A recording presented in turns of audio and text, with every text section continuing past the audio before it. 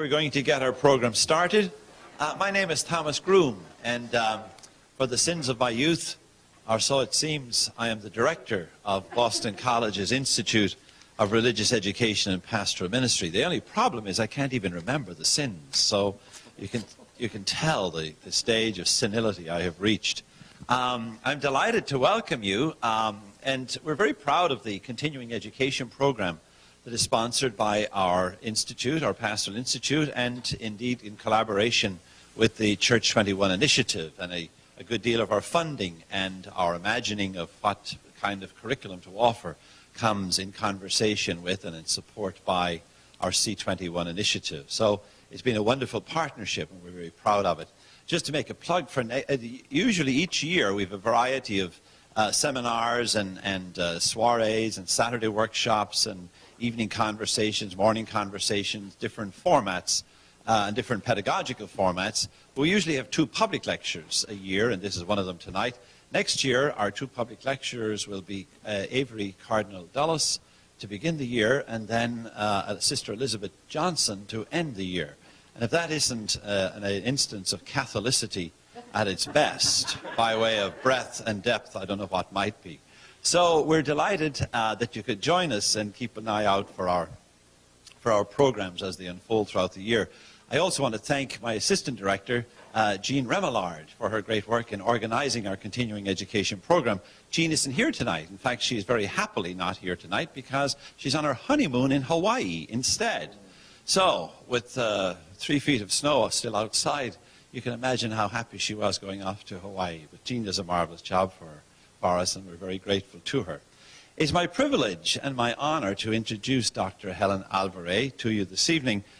We've been trying to get Helen to Boston College campus, certainly for the past 2 or 3 years since the Church 21 initiative was launched, and I know she's been invited under many different guises and by many different committees. So we're very proud that we were the ones that finally got her to come to campus. And it is the charm. And I don't come by it honestly, but at this time of year. And so we're delighted she could come. And in my opinion, she is one of the most persuasive and most coherent and most respectful spokespersons on behalf of a Catholic position on abortion. And she has done this so well now for so long. I think she started shortly after she made her first communion, because she's been doing it. When you meet her or see her, you realize that she started working for the U.S. Catholic bishops in 1987, which is very hard to believe. So they obviously robbed the cradle and stole her away to be their official spokesperson. And for about 10 years, she was the official spokesperson of the U.S. Catholic bishops, and indeed appearing before many, many congressional and senatorial committees and so on in Capitol Hill, and constantly representing a Catholic position on abortion in the public media, and doing that with great persuasion and indeed with great effect. She is an associate professor now of law at Catholic University of America. She teaches mostly in family law, property law, and then in advanced legislation. Her scholarship in the family law area focuses particularly upon the new reproductive technologies, marriage, and the changing family norms. In 2003, she was the chairperson of the Philadelphia Archdiocesan Commission on the Protection of Children and Clerical Conduct, and issued a full report and recommendations concerning the handling of the sex abuse charges against clergy in the Philadelphia Archdiocese. We are thrilled to have her with us, and while our gathering isn't as strong as we had hoped, know that our videos will be shown repeatedly on the website of the C21 initiative, and also likely in the the front row programming, which it's amazing the number of our graduates, especially of our 144,000 people that log on regularly and see our videos. So Helen really does have a cast of thousands this evening, and we're delighted to welcome her to Boston College. Thank you so much. Hello. I prefer to wander, if that's okay with the video people. Thank you very much for coming. I know how precious time is. I can't think of too many talks I've gotten out for in the evening in the past year, so I really do appreciate your coming. As you heard from the very charming Dr. Grumman, you know, you think my head is turned, but I married Irish, so I'm used to this kind of charm. And I have to remember, since my mother is technically Irish, my husband says she doesn't act Irish enough for him, so he says she really must be Welsh. And my father's side is Cuban, which you can see is what actually expressed itself in me. Also, I remember when I went to Cuba, I was asked to go there after the papal visit to do a series of lectures on Evangelium Vitae. I remember my father thought I wouldn't get out alive because they'd remember the Alvarez had, you know, fought Castro. And so, Dad, they don't know who's coming in and out of the country. Frankly, the toilet in my room didn't work. I don't think they're tracking Alvarez, okay? But when I got to Cuba, I remember feeling especially Cuban because everybody there talked as fast as I did, as much as I did, and as close to my face as I do to people, and I felt so at home. So I figured that that's who I am. As you heard, I'm presently at Catholic University. I'm in my 5th year of teaching. Family law is the near and dear to my heart. The reason for me why academic freedom is such a gift, because I get to pursue things that that trouble me day and night, and I get to pursue them until I'm finished, which is probably going to be never, because I never cease to be interested in the dilemmas and the contradictions and the conundrums that one sees in family and family law. When I left the pro-life office at the Bishops' Conference, it was because I had really come to understand that so much about abortion passes by way of the family, by which I mean questions about the roles of women, the nature of marriage, the value of children, the effect of different family forms on people's ability and capacity for respecting life. I really saw this. Cardinal Mahoney, who was, I guess, my penultimate chair before I left, had suggested a project that I got working on in the year before I left, and maybe it was 2 years before, where I spent a year interviewing post-aborted women. And because I had, I don't know, 1 or 2 children at the time, my 3rd wasn't born yet, I was getting them to bed at a regular hour, and then I was on the phone with women around the country who had had abortions. And the more I listened to their stories, the more it triggered this desire to explore family in a broad and deep way, knowing always that the abortion question would be part of that. Now I find what happens is, in my writing about family, I can't get away from the abortion paradigm. It is so dominant what abortion has wrought in the law and in the culture as both cause and effect in the study of family law and in the changing culture of the family, that I find just what I suspected, that I'm coming back to it. And so I never really am able to leave speaking about it, excuse me, or writing about it when I'm writing about marriage or cohabitation or new reproductive technologies. So here's what I hope to do tonight. The introductory part, which those of you who are experienced in the pro-life movement will find that you know this, so I won't spend too much time on it, is to lay out for you abortion in the United States and the Church's position on it. What is it that they're reacting to? I mean, abortion, we talk about it as an issue. I mean, even when I was doing it full time, I thought the news was saturated. It's amazing how often the news came back to it. Whether you're talking judicial nominations, or who the Democrats are going to run or not going to run, or what kind of Republican could ever be qualified to run for president, or why NARAL is taking a position on stem cell research, or the Juvenile Diabetes Research Foundation. Abortion kept coming back as this neuralgic issue. So we need to talk about what's going on in the United States in this area. What's the law? What's the practice out there? Then talk about the Church's position on it. And indeed, the Church has occupied a unique place in the conversation about abortion.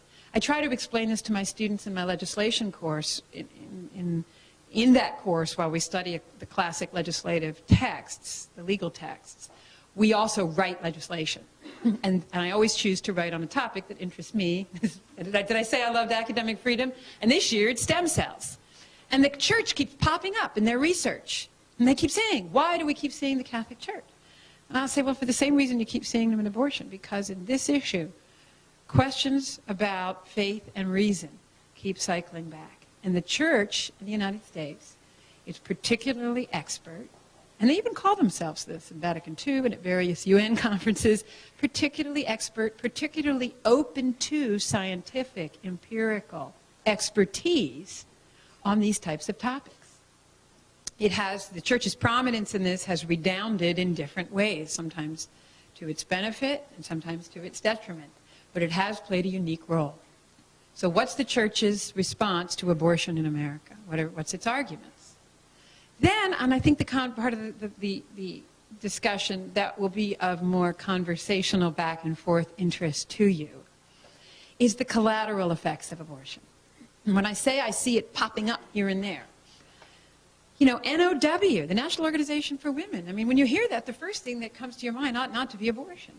But lobbying-wise, legislative-wise, devotion of resources-wise, it's become that.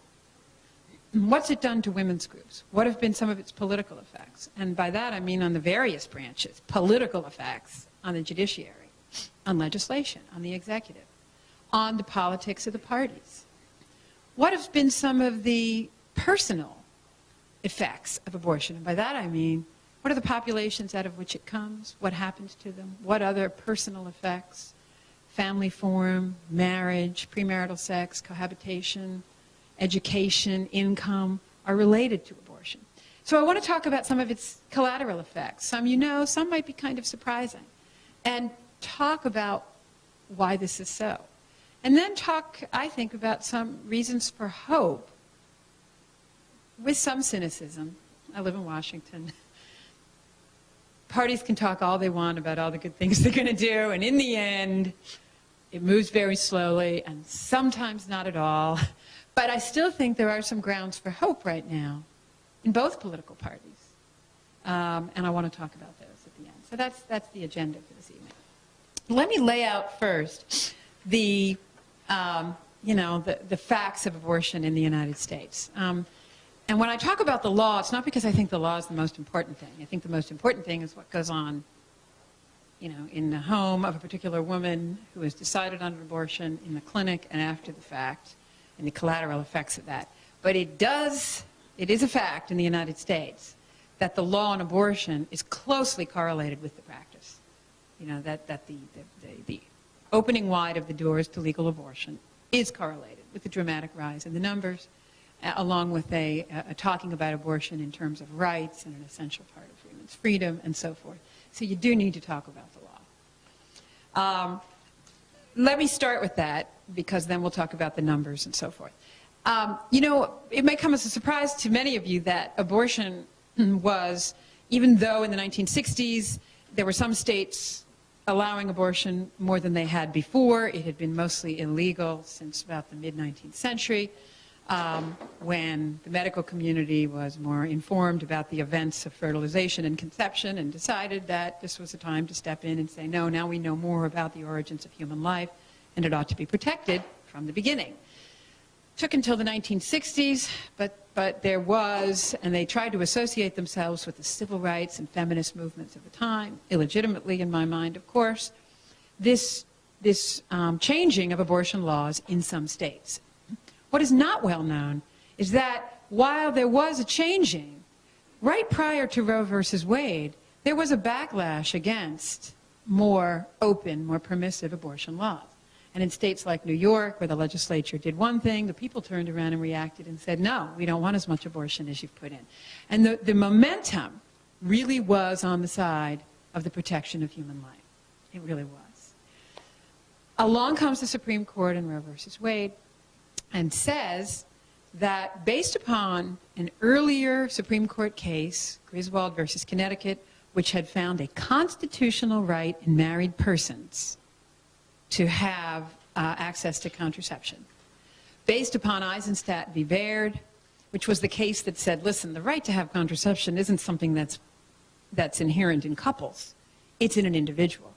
and an individual's right to make personal kinds of decisions. And these kinds of personal decisions have constitutional protection. Where? Where? Can anybody find it in the Constitution? Well, in what is called the Due Process Clause of the 14th Amendment, which on its face looks like it protects fair process in court, but has been interpreted to have a substantive quality, such that certain rights that are not announced, particularly in the Bill of Rights or elsewhere, might still be found in the Constitution if the court decides that ordered liberty cannot be had without them. It's a very vague standard, and it depends upon the personalities on the court and the times, what they find in there. And at this time, they found a right of privacy to cover individual people's decisions about what they called whether to bear or beget a child. Boom, they extended to abortion in Roe versus Wade. Some believe, the arguments in Roe were actually held before the arguments in Eisenstadt v. Baird, and there are some who, I think correctly, but also cynically, believe that Eisenstadt v. Baird was deliberately issued first to provide the appearance of a chain of reasoning to lead to Roe versus Wade, the right of the individual to make decisions, which had not been present in the Griswold case. It was a couples-based thing. Roe versus Wade is widely regarded as having allowed abortion for 3 months. That is not at all the case. In fact, the court said that even in the last trimester, states may not prohibit abortion if it is for a woman's life or health. And then in Roe's companion case, Doe, they say health includes all factors: physical, psychological, familial, or the woman's age relevant to the well-being of the patient. Okay? That's where all of the abortions come in case you're wondering. I remember so many times in the 80s and the 90s sitting down with reporters and going through the case because they didn't believe me, and saying, this is when I loved reporters, when they would sit down and go, look, I'm going to read this case with you. I'm like, great, you said you wanted balance, and you're sitting reading this case with me. And I always took that opportunity. So Roe is all abortions at all times. And interestingly, just to confirm that, Catherine Colbert, who was the general counsel of Planned Parenthood during the time I was at the Bishops' Conference, and we were writing the Supreme Court brief, the amicus brief, in another abortion decision, the Casey decision, Pennsylvania had passed a law banning sex selection abortions. And we thought, I worked with Governor Casey at the time, and when we drafted that provision, we said to ourselves, what are they going to say? It's well known that when abortions are had for sex selection, they're aborting girls. So what's Planned Parenthood going to say? They said nothing. They didn't challenge it. But then in a footnote in their reply brief, confirming what I've just said about Roe, Catherine Colbert, who was also a Cornell law graduate, by the way, we just graduated a couple years apart from each other, and we really got along on a personal level, but she put in that footnote in the reply brief, Roe versus Wade's, the law for Roe is broad enough to cover sex selection abortions even in the third trimester. And it was there, but it was hidden. So that wasn't the type of thing that was likely to make it into the media. She said it covers these as well as it covers any other abortion.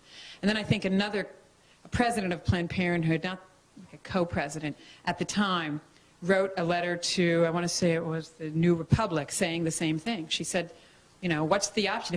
If you can't have abortions for sex selection, well, you have to have a child with a sex you don't want. And that's as much a part of the abortion liberty to have such abortions as any other. So, Roe really is that broad, okay? Cases that came down after Roe confirmed it. And to the point where Justice Berger, who had been in the Roe majority, and to the point where new Justice Sandra O'Connor finally were driven to write in 1980 in the Thornburg opinion, please, we're striking down everything that touches or concerns abortion. And that's not what we meant in Roe. But the majority of the court is treating it as if all abortion restrictions are problematic. And indeed, that's the direction the law was taking. Until the Webster opinion came down in the late 80s, where, I think it was 89, where the court finally seemed to say, listen, we never meant to say abortion was a good thing. We never meant to say the right was unlimited. And states can pass laws that refuse to fund abortion, that express a general disapprobation of it. We'd rather have childbirth. We'd rather pay for childbirth. They can put informed consent, you know, because a lot of informed consent doesn't go on in abortion clinics. I mean, they really are more like stores than like medical facilities. And sometimes there was actually a Florida opinion where the court ruling on whether an abortion clinic had given informed consent to a young woman pointed out that the receptionists at these clinics were like young women with no medical training, and that the only information that the woman had gotten about abortion that was medical was from a protester on her way into the clinic. I mean, they're really not very medical. And the Supreme Court finally said, listen, we can put some moderate restrictions, informed consent, waiting periods, and so forth. We thought that that signaled a change in the law, but it turned out with the Casey opinion that Sandra O'Connor and others, I think it was Souter and was it Breyer by that time, and O'Connor, we used to have a little joke in the office because they invented the undue burden test. No law may unduly burden abortion. And we sort of had their pictures blown up with the words undue burdens because they announced this ridiculously broad test that meant that once again, no state would really be sure whether its law was constitutional. They said in the Casey decision, states may not pass laws that are unduly burdensome on the right to an abortion. And that sort of indicated that if it made too much trouble for too many women on their way to the clinic to get the abortion they wanted, that was an undue burden. And assured the country that the Supreme Court would yet again be hearing every statute every state passed, because we didn't really know what the test meant. Then comes along the movement to pass a law banning partial birth abortion. And we're thinking to ourselves, hey, this is not even an abortion. This is rather a near delivery and a killing. And when reporters would call me and say, why are you treating this like somehow you're going to win this one, like this is some new wrinkle in the abortion debate? And I would say sometimes, to really make the point, I know it doesn't sound, maybe it doesn't sound respectful enough, but I used to say location, location, location. The child is outside the mother. This is not an abortion case. This is a delivery, a deliberate keeping of the head inside the mother. Before the child is killed, the head is crushed and the child is removed. I said, we know because we have interviews with the doctors, transcripts of these interviews, that they dilate the mother just enough to make sure the head stays in. And if she's dilated a little too much, then they don't do that procedure. They stuff the body back in and they kill it inside because they know that the baby could slip out and then it's homicide. I said, this is not like abortion. This is more like plain old homicide, and that's why it's different. It shows the lengths to which legal abortion has gone. Well, we lost that one too. The Supreme Court ruled, based on its construction of the medical evidence, that it was sometimes medically necessary, and therefore it was an undue burden to restrict this procedure. It also said that when you restricted this procedure, you might as well be restricting or forbidding all second trimester abortions. Why? They're not all performed this way. It said, well, the way doctors do them in the second trimester, the dismemberment procedure, and we had, I remember, I'll never forget, I had a doctor from Georgetown Hospital sitting beside me testifying. He had done abortions in a prior career.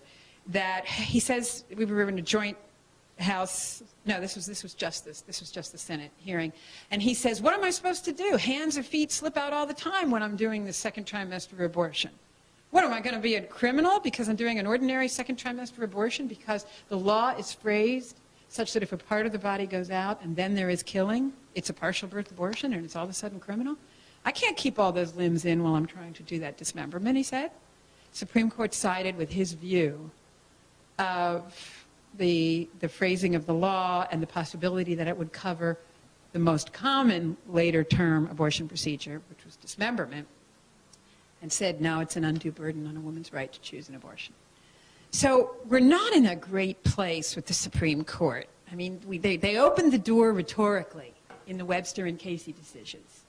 And then Stenberg, with the addition of Ginsburg to the court and Kennedy to the court, even though Kennedy was very dismayed with what happened in Stenberg, he had helped enable it with prior decisions. It's not good at the Supreme Court level. Okay, so that's where the law is today. What about the practice? Well, the practice depends at one time on who you talk to.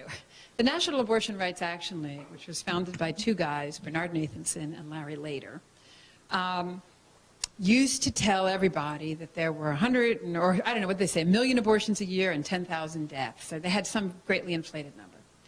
It was only later that Bernard Nathanson admitted that he and Larry Lader sat around one day and said, what kind of number should we invent to make people believe that if you don't legalize abortion, thousands of women will die? And they came up with the 10,000 figure. Okay? But if you look at the Centers for Disease Control statistics, if you look at even their discussion of it, if you look at Planned Parenthood's research affiliate, the Alan Guttmacher Institute's discussion of it, even they will admit that there were a lot fewer abortions before it was wide open in Roe versus Wade, before Roe forbade the states, really, from stopping any of them, than there were after Roe versus Wade. And the idea that somehow women were safer after Roe, if you actually look at the mortality statistics on abortion, the death-to-case ratio, as they call it, the number of abortion mortality, or even morbidity, the ill effects of physical or mental effects, effects of abortion.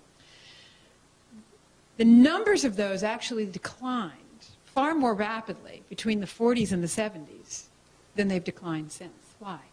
Well, because abortion's mortality and morbidity is really related to the use of antibiotics during the procedure. It is not related to whether it's legal. And we actually found that the morbidity and mortality statistics for abortion actually shot up several years. Because why? Well, the people who were doing it illegally simply moved into doing it legally. I know this is ad hominem, but frankly, it's one of the few ad hominem things that's true. The doctors doing these abortions are not at the top of their med school class. I mean, they really are not the people who trained as OBGYNs and went into this. We found among the doctors who were the most prolific partial birth abortion performers that they'd had 1-month rotation with OBGYN. So it's not that the law made it safer for women. It's not, but it was when the law opened wide the doors to abortion, the numbers did go up. It is estimated conservatively that, abortions were in maybe the 100,000s before it became legal, maybe. But after it became legal, we got to a point where it rose and rose and rose and rose, and it was up to almost 1.7 million in the late 80s. Now we have a figure of about 1.3 million, and we know that that's underestimated because, most states don't have any reporting. The vast majority of states have no reporting requirements at all. In fact, one year, I remember Planned Parenthood was advertising, the low mortality rates of abortion, and named Maryland as a state with zero mortality. Well, it's because Maryland doesn't have to report. There were 3 mortality articles in the Maryland newspapers that year. But there's no requirement to report. So officially, Maryland had none. Okay? I live in Maryland, and there were mortalities. The practice of abortion, in addition to the numbers, who has them? Still the largest absolute number is non-Hispanic, white, middle-class people, but some of the most disturbing figures are that Hispanic and African Americans, who are about 13% portion of the population each, have a total of, I think the latest is 52% of all the abortions. 52%. So they have twice the number of abortions as their representation in the population. Also, again, while the absolute number is highest among those who are middle class, the number of women who are poor, they are overrepresented in abortion statistics. 83% of those having abortions are single. And in fact, if you're cohabiting, I just saw statistics on this recently, your odds of having an abortion are far higher than if you're not, which would just make practical sense, okay? You're just more likely to get pregnant. There is presently studies into the relationship between family form and abortion. What are the families from which the women who are seeking abortion are coming? There is evidence so far. I've just seen, I have a wonderful research assistant, and she just got me these studies at the end of last week. And I know that now new studies have been funded about specific family form, single parenthood families, divorced, blended families. Are they overrepresented in this area? We do know that there's an overrepresentation of violence in the families that the women having abortions come from. That study has been done, physical violence in the family. What kind of abortions are being held? Most of them are earlier abortions, 8 to 12 weeks, which is mostly the suction aspiration abortion. Any of you who have seen an ultrasound will know that even if one cannot extend their moral imagination to the embryo, which we ought to learn to do, but even if one cannot, the form, the development of the child, even in these early abortions, is stunning and would shock the conscience of people if they actually saw it. The approximately 10% of abortions that are second and third trimester are either this dismemberment procedure that I told you about.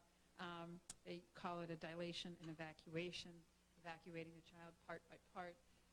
Then there's also the killing by putting a poison basically in the child's heart. They used to do more saline abortions and basically burn or asphyxiate the skin of the child that way, but they're dangerous for everybody, and there's fewer of those.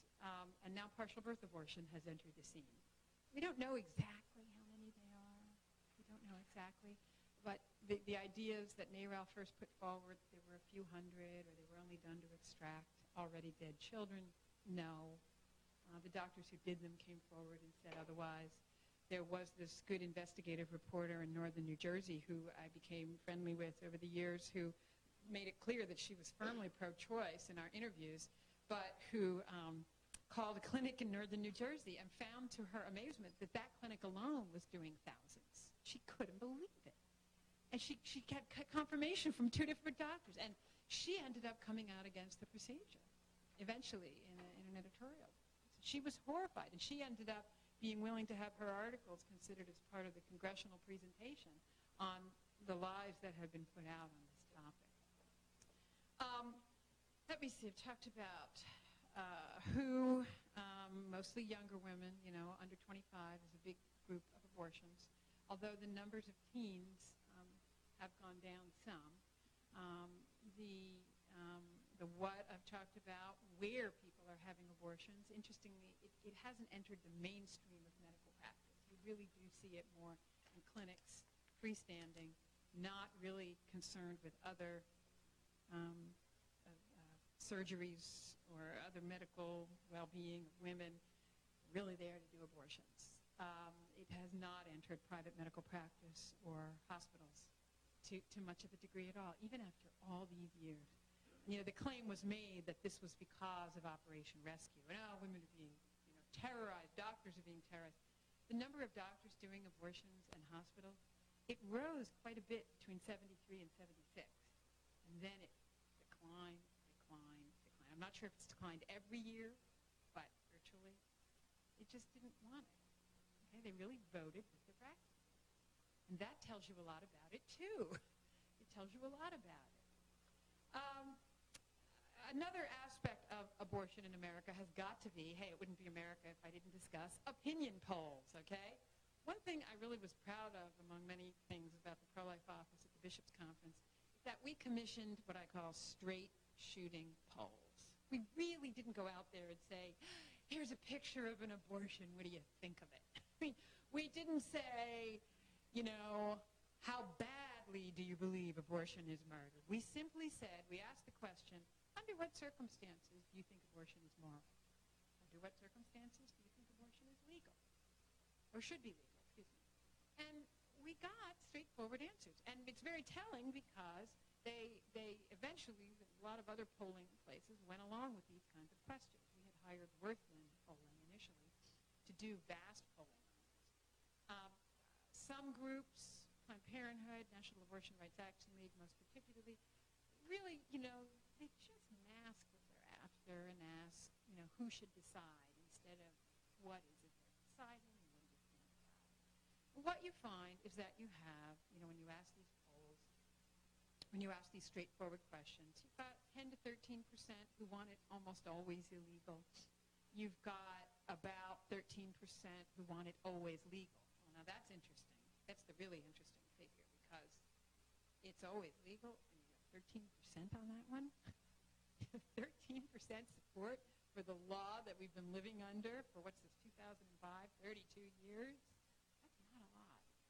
You have the vast majority in the category of either it should not be legal at all, or it should be legal for rape, incest, life of the mother, or in the first trimester only and not beyond. Very few people support the second and third trimester, and you have more than a majority for just, not at all, for rape, incest, and life of the mother. Which, interestingly, when the people were able to vote on this, were the kinds of laws they were beginning to vote in. Just one other figure. Oh, yeah, the other thing that's interesting about the polling is you find that women have consistently been more pro-life than men, consistently over the years. You also find that Hispanic and African Americans are more consistently pro-life than others. And that the magazine Demography a couple of years ago, did this brief piece and said, how is it that the same people who are having the disproportionate number of abortions are the people who disapprove of them the most? I'll never forget, how is it that the same people who are having the disproportionate high number of abortions disapprove of abortion the most? I remember I was debating Nita Lowey, who's a congresswoman from New York. I'll never forget it because it was the day I found out I was pregnant with my first child. I was so excited. And then I'm told, oh my gosh, you have to do your dream interview, which was with Jim Lehrer. I love that show. And I just wanted that interview my whole work in the pro-life office. And I had Nita Lowey. And she is very personally charming, but I had just been doing an awful lot of reading about the opinion of the poor and minority Americans on abortion. And she was there advocating for the coverage of abortion as a mandatory part of a federal health insurance package. This was during the health care reform stage. And I was able to say, Congresswoman, you realize that the people you think you're benefiting you're all over the question of the poor and minority Americans. Reject this solution for them? You have anything better for them? Is there any other guaranteed service you'd like to talk about?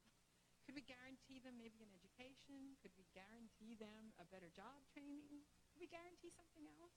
Because this isn't what they're after, And I remember later, on the way out, she said, I don't have an answer for that one.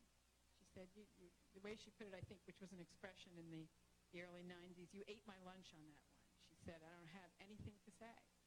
And she's right. I remember asking the same question. I was doing some press work with the Vatican's UN teams in the Cairo and Beijing conferences in the 90s. And afterwards, I was asked to give a lecture at Johns Hopkins, and there was the head of the U.S. delegation, Undersecretary of State Tim Wirth, going on about how proud he was that the U.S. had figured out exactly the cost of contracepting every woman, in sub-Saharan Africa. And I said, how come you can't come up with a figure for educating them, which is the best guarantee of their security, their family formation, and their avoidance of abortion? How come you can't come up with that? You often see that. The poor, the minority Americans who really need these other things, and we'll talk a little bit about that, are the most opposed to abortion, but find themselves in abortion clinics more often. Okay?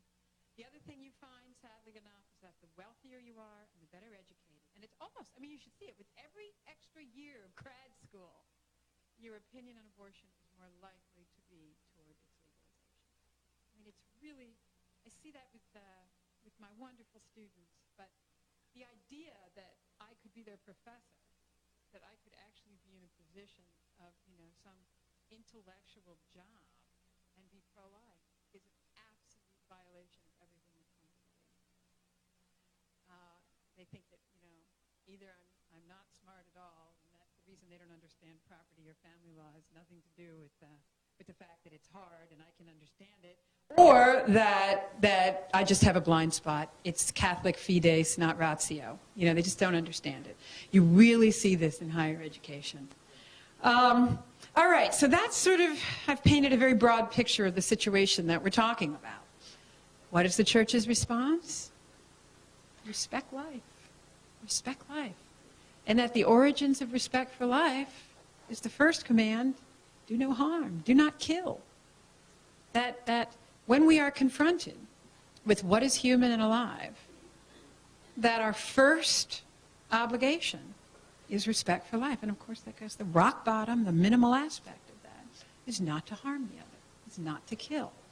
Some people think that the church's position on this is some obscure theological one, but if you actually read their documents, the Declaration on Procured Abortion being sort of the official one in 1974, but also if you read other larger social justice documents, Gaudium et Spes, if you read Evangelium Vitae, if you read Veritatis Splendor, you'll see that the church's response here is born of natural reason. I mean, the first document, the Declaration on Procured Abortion, says we're not taking the position we do because we have a position precisely on when the soul of a human person, is placed in that person, when the person is ensouled. They speak rather, if you look at that document, of the scientific evidence and which is ever more being confirmed. I could say an awful lot about the new reproductive technologies and the difficulties they've created for children and families, but one of the things I can say is that it has helped make the contradiction clear between life and abortion. You cannot at the same time be celebrating a doctor's ability to take a man, this was on television not too many years ago, who had 2 living sperm and somehow make an embryo out of that. You cannot have that celebration. And the genetic developments that we have in the news every day, and at the same time speak of abortion quite the same way. Okay? And the Vatican documents are, they are open arms to science. Open arms. Saying, we know.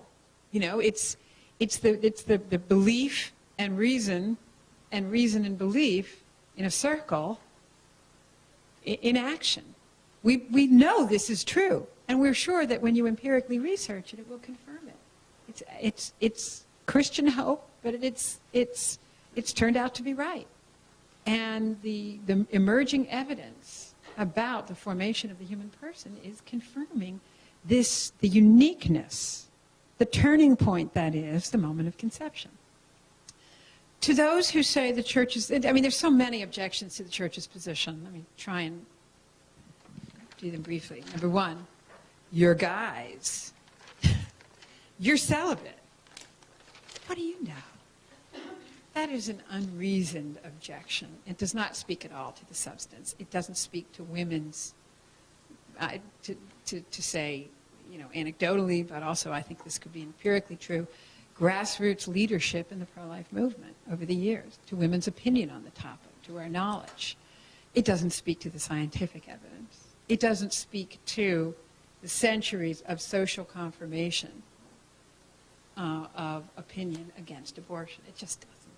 Okay. The other objection, this has to do with some sort of hatred of sex, or closely related to that is a hatred of women and women's sexual freedom. I could go on about this. It depends on what your understanding of freedom is. If freedom is your opinion, and it is about your individual choice, as opposed to some attempt to discern some truth and to act not solely for yourself, but in solidarity with others. If freedom has anything to do with understanding ourselves as creatures and what that might mean for our behavior, as opposed to masters, then that objection makes no sense, because it is not freeing to do something that violates truth, human dignity, and the effects of which often show that. Post-abortion syndrome, psychological damage that abortion does, the phenomenon of the replacement baby had by the woman who had an abortion. So many go and seek to have the replacement child to make up for it. It simply doesn't speak to that.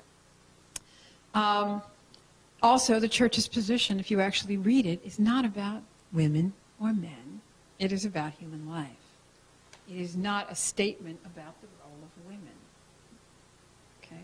There's no doubt that it has an effect on women in particular. Why? Women disproportionately choose, in most cases, to spend more time, to make more adjustments, to negotiate their life around the children. It's just true. They're just coming to grips with this. Yesterday there was just on my little AOL screen that pops up on my internet, you know, wow, women still are not making the exact same salaries as men. And they find, you know, when you even see them asking the question, could it be because they are choosing positions in some cases that are more, that are trying to answer needs at home as well as financial needs? Well, yeah. I mean, how many educated women could tell this story? I had my old law firm approach me after 20 years and, you know, say, do you want to come back and do you want to do this and that? Oh, it's very attractive, especially when you have 3 kids to educate in college. And can you do that? Can you come home at 9 or 10 many nights? Can you do that for year in, year out? Many women have chosen to say, that doesn't feel right for me. So there's no doubt that the church's position on bearing that child once the child is conceived will end up having a disproportionate effect on women. But it is not because they have an idea about what women should be doing with their time that they take the position they do on abortion. It is a position about human life. I'm trying to think of any other major objections that are made to it. Oh, you have the argument that the child is not worthy of value until someone consents to give it value, which is just an argument that's not worthy of human rights, civil rights. Is a very dangerous argument to extend. The argument that the child is so dependent on the mother that it's really one and the same with the mother. I was at a law review symposium with a law professor from Washington University in St. Louis, and in the end, probed as we might, that really was the total argument on her part, that the child is nothing more than an extension of the mother's body because of its naked dependency. And again, not only does that contradict the scientific findings on the uniqueness of the child, the psychological understandings that parents have about the new person to arrive in their house, it doesn't make any sense. And it is not an argument, again, that we would wish to see extended to the dependent generally. So the church has persisted, and it has become a lightning rod in this area very much. Sometimes we are at least given the credit for being willing to take our licks. Other times we are dismissed, again, as celibate or male or sexist or sex haters. We used to joke about this woman in my office who's one of my dearest friends in the world, Teresa Notare. She is running our NFP program. That we used to say, Teresa, it's a call, come in, it's about sex. Just yell no and then we'll hang up, okay? You know, and we got to calling her No Sex Notare because that was the caricature about our office, you know?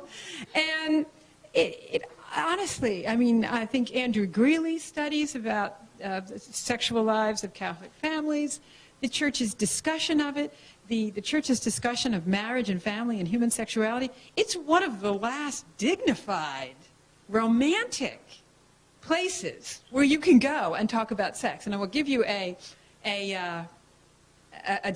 example to show you the distinction. Planned Parenthood puts out this morning after pill so that if you have unprotected sexual intercourse, that this pill will make sure you don't get pregnant. And there was an article about it where the woman who was interviewed in the health section of the Washington Post actually gave her name. I found that really interesting. And Susie X says, oh my goodness, I was with my boyfriend, we had sex, I woke up in the morning, I realized the condom had broken. So I leapt out of bed, I got on the internet, and I immediately contacted Planned Parenthood. Oh, we were happy again. It was such a relief. I felt so good again. And I pinned that up on my office door with the headline above it, Isn't It Romantic? I mean, oh my goodness, this is your love life? You know, hop on the internet, run to Planned Parenthood. If you look at the church documents on married love, on mutual self-giving, and if you, I've just been reading and writing about Gaudium et Spes on its 40th anniversary.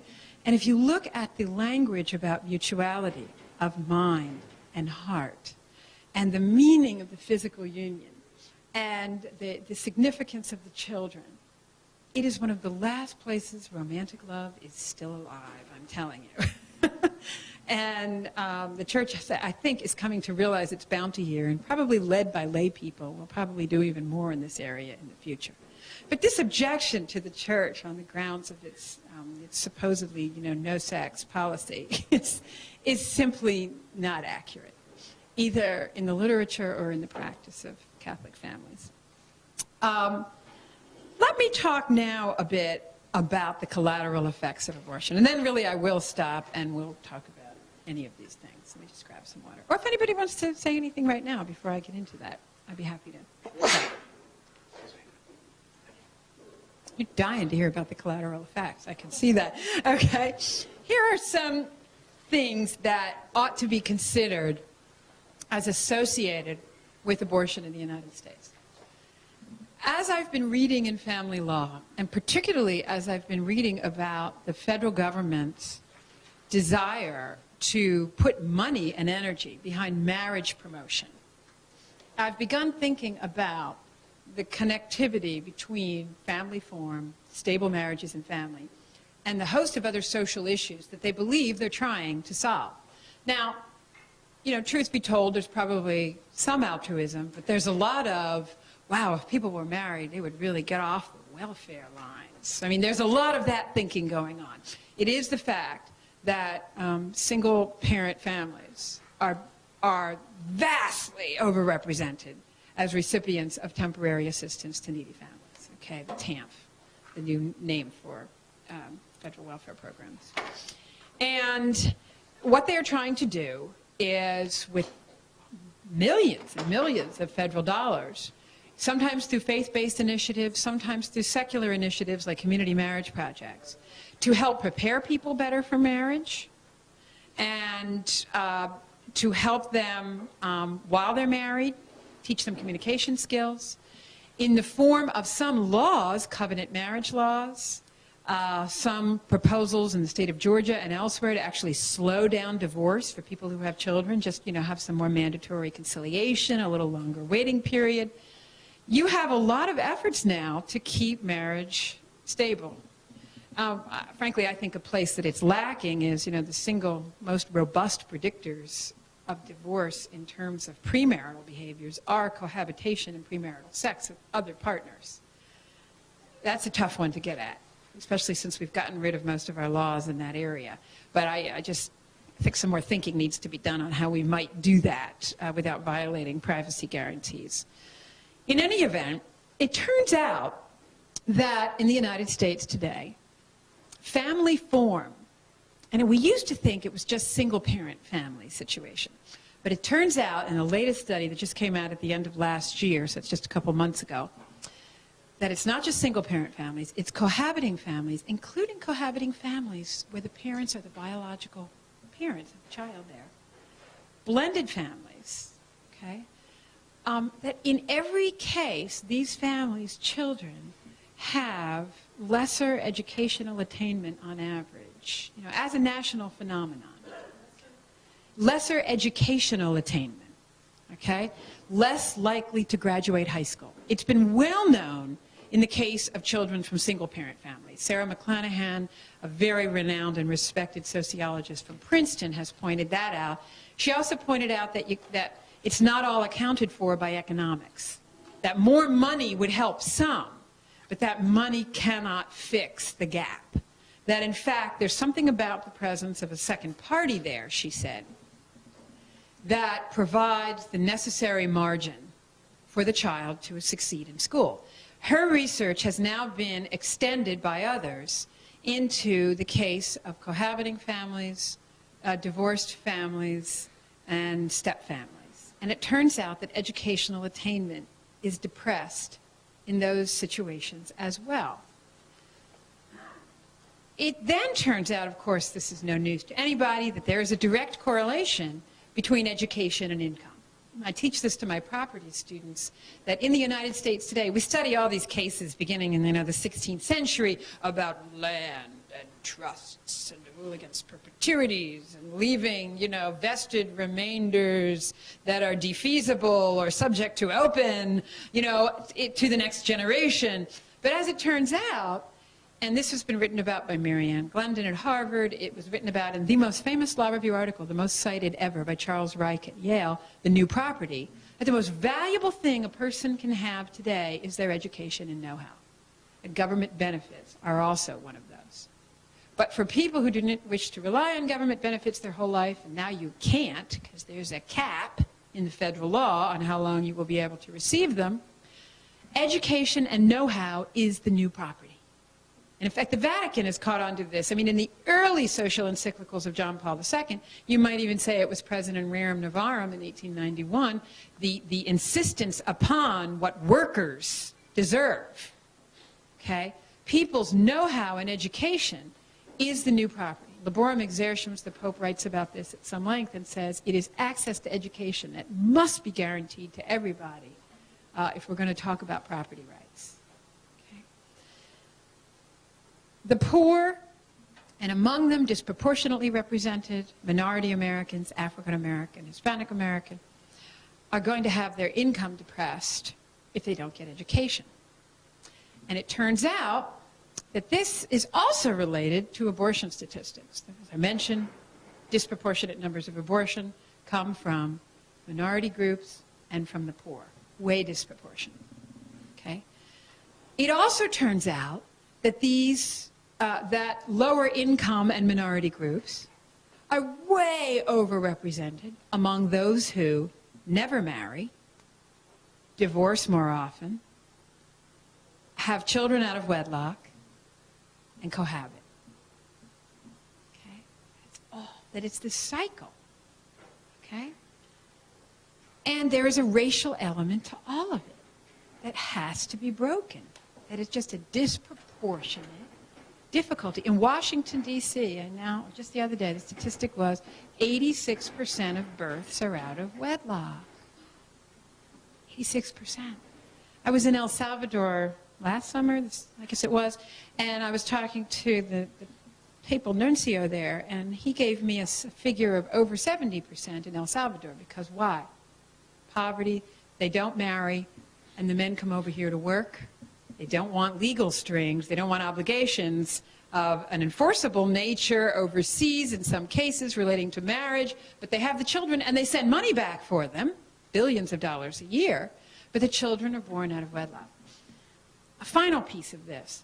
Andrew Cherlin, who is one of the most respected sociologists in the country also, who writes from Johns Hopkins, and Bill Galston, who was sort of Bill Clinton's sociological guru, are now observing that marriage has become, among the poor, a very different phenomenon than we once thought of it as. That rather than being a thing with its own normative obligations, roles that have to be met or attained, conform to, it has turned rather into something like this. It is a personal accomplishment, usually entered into after children have been born or there's been a long-term sexual relationship with the father, during which he has proved that he is trustworthy, that he is not going to lapse into crime or drugs, that he's not going to run around with other women, that he's going to take care of the child. And when you have that wedding, it is a sign of material accomplishment to your friends. And it has also become, and this is a study just completed at the end of last year, a study of poor women in Philadelphia. It is also a sign that you now have a car, a row home. That's very Philadelphia. You have a car, you have a row home, you have a room for each of the babies, and you have furniture. And marriage is a signal to your friends that you have this in your man, and you have this in your home. It is not an exterior, objective state that obliges you to certain behaviors. in the long run. It's a personal choice and an accomplishment. Okay? It seems to me that abortion's getting tied up with all of this, coming from the same groups that are having these other difficulties, leads me to think that if we could intervene at any of these points, educationally, job know-how, income, marital and family, ideas about marriage and the family that are different, that we might also make a break in the numbers of abortions. We might also, interestingly, we also might make a big break in the number of divorces. It turns out, you know how you keep hearing the abortion or the divorce rate is about 40% or a little 47%? It turns out that the rate among middle-class whites has declined and declined and declined during the 80s. That percentage is because poor and minority Americans' rates are going up and up and up. White middle-class people since 1985 have been relatively stable. I want to say it's like 25% divorce rate. You don't hear that. You just hear, oh no, your chances of getting divorced generally. No, your chances, you are way worse off for chances if you are also a person who is poor or minority and the same group of people that is most prone to the choice for abortion. Okay? Respect for life and dignity of life are practically connected. Another relationship, another interesting thing that's happened because of abortion is how it has been cited, how the law on abortion has affected other areas. This is no surprise to many of you, but the euthanasia debate, the Roe versus Wade, Casey's right of privacy was attempted to be extended to euthanasia. It's also popped up in lower court cases, and the only Court of Appeals case on the new reproductive technologies. Illinois tries to pass a law protecting embryos created this way. Seventh Circuit says, no, because if you protect the embryos, you're going to cut down on women's freedom to have this, and Roe versus Wade protects her right to procreative freedom, thus the right to use new reproductive technologies. A federal district court in Virginia has found that Roe versus Wade protects single couples' right to have sex, unmarried sex with anybody, Doe versus dueling. You see it in the Lawrence v. Texas. Private decisions. And what could be more private, than sexual relations, including homosexual relations, they're constitutionally protected. So we started with Griswold and marriage, and now we're into other groups, because it's an individual, important, private, intimate choice. Okay? So we've seen the legal effects of Roe. The Supreme Court tacks on it every once in a while. In Cruzan, in the Supreme Court case, it refused to do what lower courts had done and actually say there is a constitutional right to take your own life or to have someone else kill you. So it tacked a bit there, and it sort of said, we're not going to be the super legislature on abortion laws, or on euthanasia laws like we got to be on abortion. We're just not going there. But then they tacked the other direction with Lawrence v. Texas. And people are wondering if the same-sex marriage debate, if it ends up in the Supreme Court, if it too is going to be relying upon this substantive due process, right of privacy. Maybe it'll rely on equal protection like Massachusetts did in your own state constitution.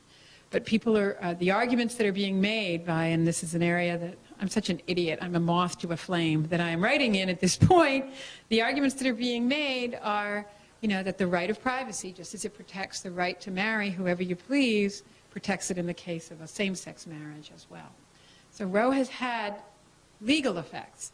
And who could gainsay that it's had political effects? What it has done to the Democratic and Republican parties is fascinating. I was at a conference last week on progressive pro-life legislation. We were making proposals. And there were a lot of Democrats there, pro-life Democrats, a lot of them. Every once in a while they come out of the woodwork and come to a conference together. They're out there. The activists are not as numerous as Republican pro-life activists, but the people with the conviction who are pro-life Democrats, there's lots of them. And a lot of them came out at this conference.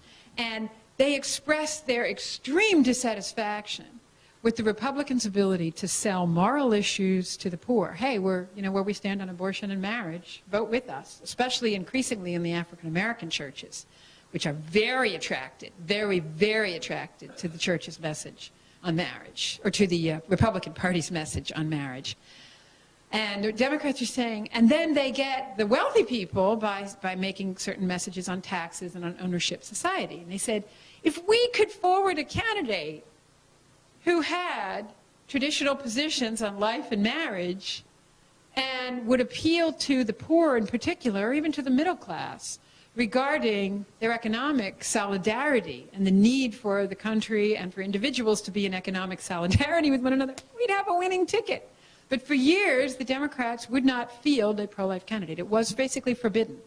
And those who were to run for federal office, you saw this with Gephardt, you saw it with Gore, you saw it with Jesse Jackson, you saw it with Dennis Kucinich. You could not run for president as a Democrat if you did not renounce your former pro-life position.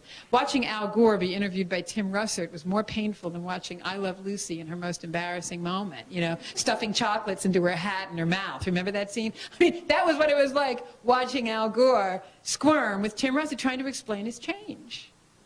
But that was how it had to be in the Democratic Party.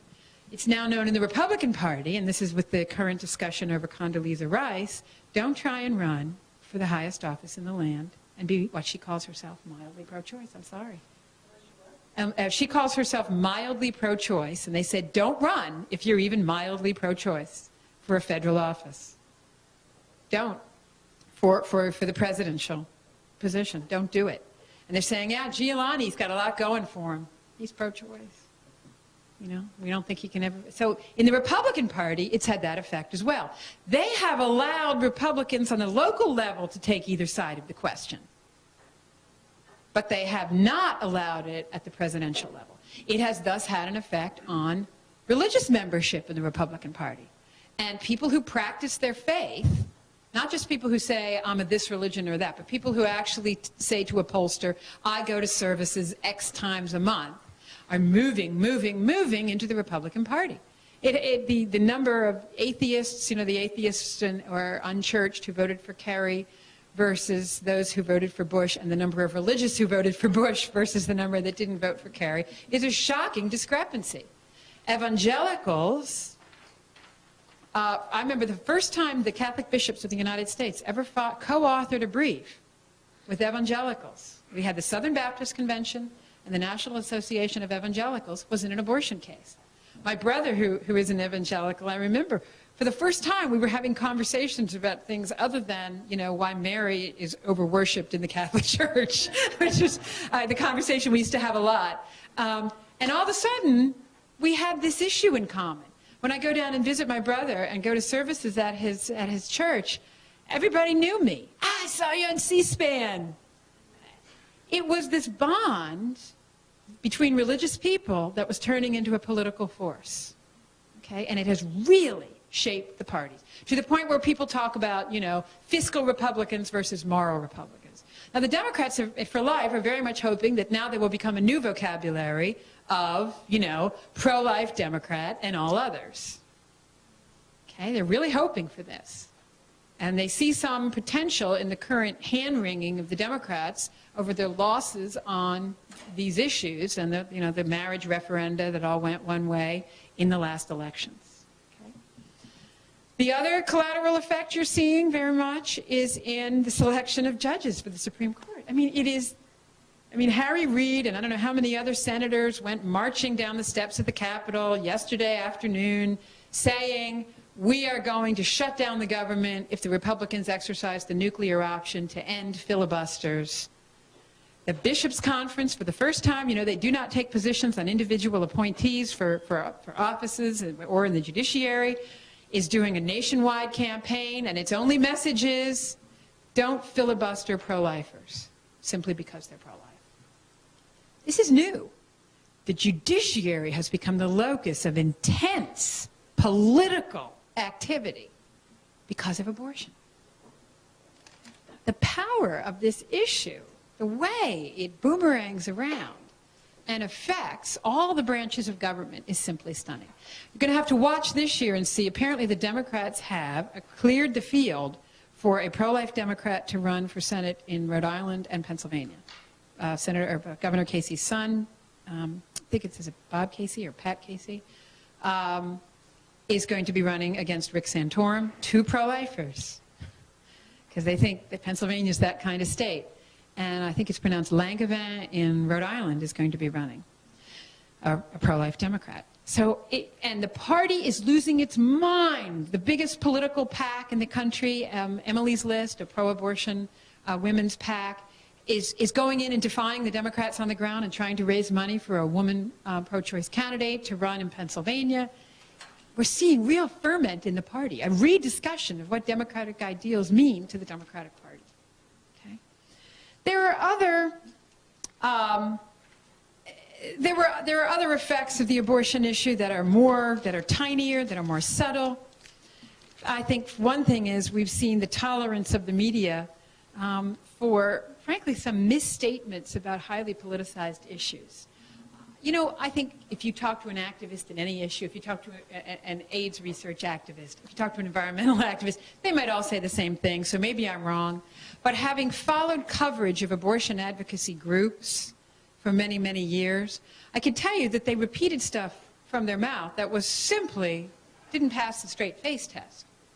And that when I came in with my charts and statistics and footnotes, I was still told that I wasn't credible.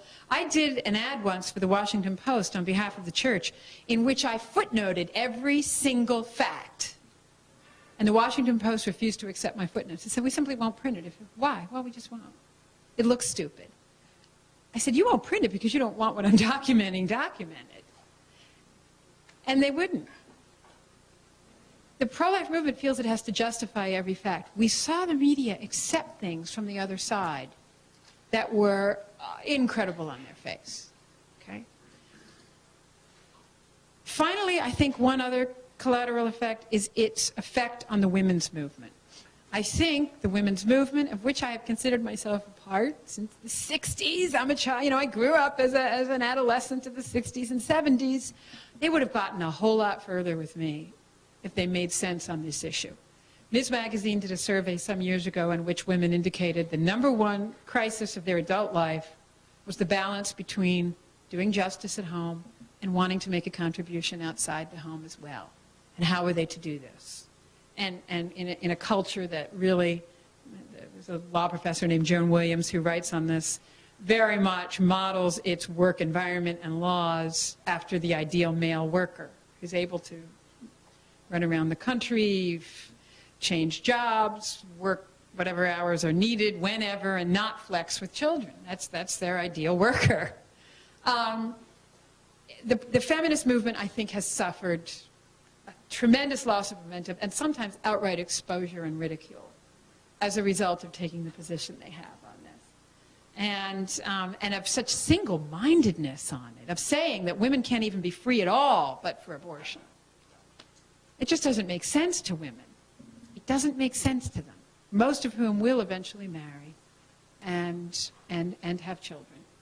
And even those who don't, who tend to have an appreciation of what this other life means, what it signifies. Okay?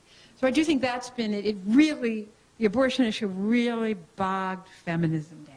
Now, I could go on, and maybe you have other thoughts, but I think I'll just conclude here by suggesting that I think that maybe there is some opportunity right now through a confluence of the reaction to the partial birth abortion debate, which has actually shifted the polls. It has really noticeably shifted them. It's exposed some radicalism and some extremism that was not previously suspected in the movement for abortion. I think the mellowing, the growing up of women having children, thinking about what children mean, the passing this on to the next generation, the movement of that 20-something, 30-something group very much toward the pro-life position, a reaction against what went before. I think the Democrats having to rethink what happened in the last election, at least they're talking. They're talking all the time. It's in every, it's in the National Journal, it's in the Congressional Quarterly, it's in the Congress Daily, it's in Newsweek, it's in the New York Times. This constant chatter about the significance of abortion in the party right now and how they might have to change. I think there's an opportunity there. And I also think the movement of young people in this arena. I just think that there are some signs pointing in the right direction. I know the obstacles are always huge, and most among them are the judicial opinions and the membership of the Supreme Court. I hate to say it, you know. I hate to get down and political with that, but That's one of the biggest obstacles.